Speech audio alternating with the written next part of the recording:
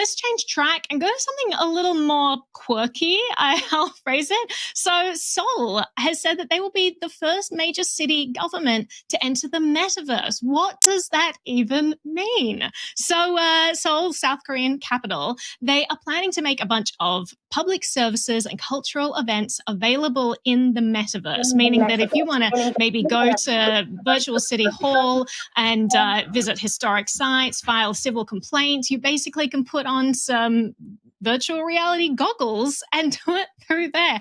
I don't know what the public services are like in Seoul. I know that in the United States, if they announce anything like this, it's like you kind of jumping from completely archaic to like futuristic. So it's mind-boggling to me that the Seoul city is considering this.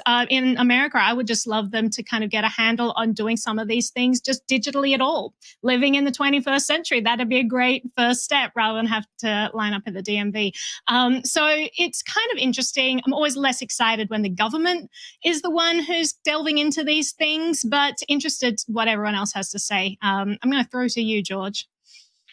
Yeah, I always get skeptical when anyone brings up the metaverse, and I start always thinking about the hilariously obvious dystopian future state where we willingly inject ourselves into a fake consciousness and then Keanu Reeves has to come save us, right? Like, it's so obvious it's in front of our face. The Matrix is happening in front of us. Now, again, I sound like an alarmist, but this, though, however, does not feel like this is in any way going to lead to that dystopian future, right? This feels like, exactly like you said, the digitization of a city. And again, I say that really skeptically because I don't think I've ever expected to say that myself. I think this represents a metaverse that I'm okay with. They're just trying to bring their courthouse services onto the internet. It feels like it's just like Zoom with more bells and whistles. It feels really harmless. Feels like one of those things that a few, boomers might be super excited about. Things a bit over the top. I don't really think it's that cool or innovative. Will, throw it to you before we go back to Naomi. You don't want to pay a traffic ticket in the metaverse. Like, that's exactly what they're talking about here. And I think that is kind of cool. So you don the goggles and then you can go to City Hall. You can go meet the mayor. You can go downtown. You do lots of different stuff in the metaverse, which is actually like a pretty interesting solution to like a lot of the problems you face in the city, especially in a big city like Seoul, where you don't have any interactions with like the municipalities at all. You don't have any interactions with city government, and they're trying to get around that and still kind of keep that personal connection there. Like, obviously paying online for a ticket is always going to be like a little simpler than like putting on goggles and walking in virtual reality to City Hall to pay something.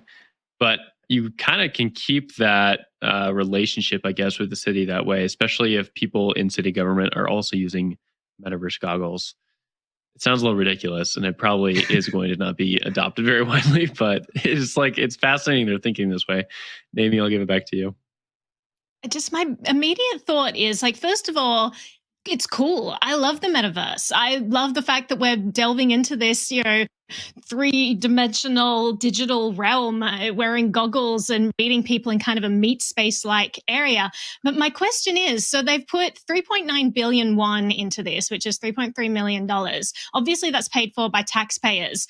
Are the taxpayers happy that, the government is putting all of this money into developing a metaverse that they may or may not even understand what it is, right? There are probably a lot of other things that the government could put that money into, or heaven forbid, they could just not charge the citizens that amount of taxes, and they could perhaps keep some of their wealth in an era when there's massive inflation and everyone's losing so much money as it is. So, like, when you have big projects like this with the government, I find it hard to get excited because it's just like, it's such a trade-off when you're choosing where to spend money. And I feel like some bureaucrats like, this would be cool, right? It'll make us edgy as a government. They're spending taxpayer money to do it. I don't know whether the people are going to be that thrilled with this if the trade-offs are put in front of them. But I'll hand it over to you, Christy. Well, I mean, to take on your point there, I think there is an issue perhaps of accessibility. One of the things it says in the article is that they haven't decided what kinds of equipment you're going to need in order to access it. And when you're talking about the metaverse, you're not always talking about virtual reality. It can often be accessed sort of on your laptop. It's just that it's laid out there.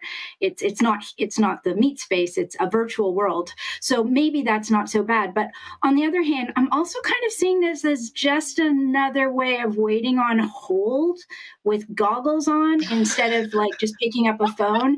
They're still making, you might not be going down to the DMV or you might not be going down to City Hall, but you're probably still waiting on hold with whatever equipment is on your head. And it's already annoying to have to do that over the phone. So I'm just imagining, I don't even know how much more efficient it's actually going to be. Is it more quirky and, just gimmicky, or is it actually going to be a useful thing to do? Because like, as Will said, you can pay a parking ticket online. So yeah, that's Christy, my question. It's ridiculous that you're framing something the government doing as in terms of, is this efficient? Is this useful? They're not thinking about that, but they definitely want cool things that might get them reelected. So maybe they're hitting it right on the mark there. Yeah. Let's all put on goggles and throw up. That'll be popular.